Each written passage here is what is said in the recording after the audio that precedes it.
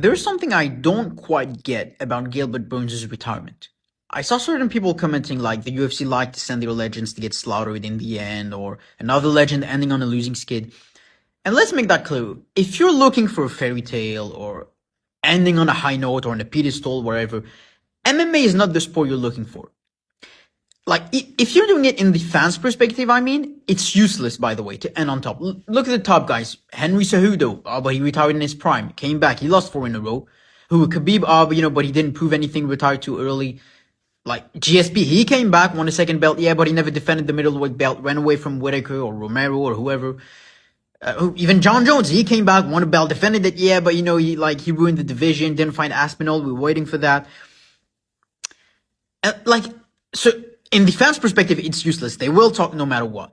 Now, we will not remember Gilbert Burns for being one of the guys that I just mentioned, but we will remember Gilbert Burns because he stood on that until the very end, fighting the toughest guys. Like, he had his moment, he was having trouble at 155 pounds. He got knocked out by Dan Hooker. Even though he had some great wins at 155 pounds, he beat Olivier Aubin-Mercier, who ended up doing very well in PFL.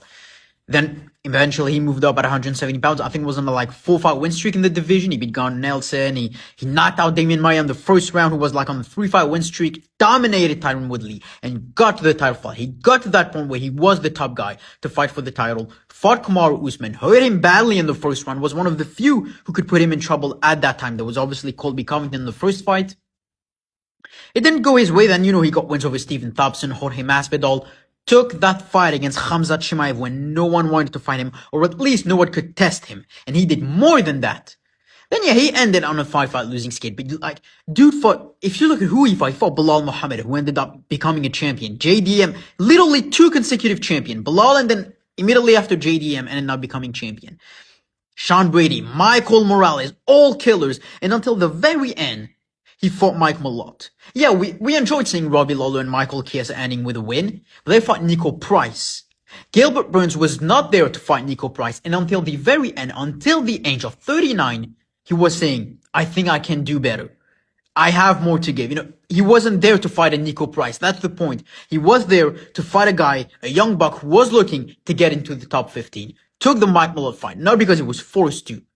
Burns wanted those fights until the very end because he thought he could hang with those guys until the very end. The UFC still saw him worthy of fighting those guys until the very end. And that's why we will remember Gilbert Burns always was ready to take the toughest challenges, no matter the spot where he was in, no matter the spot his opponent was.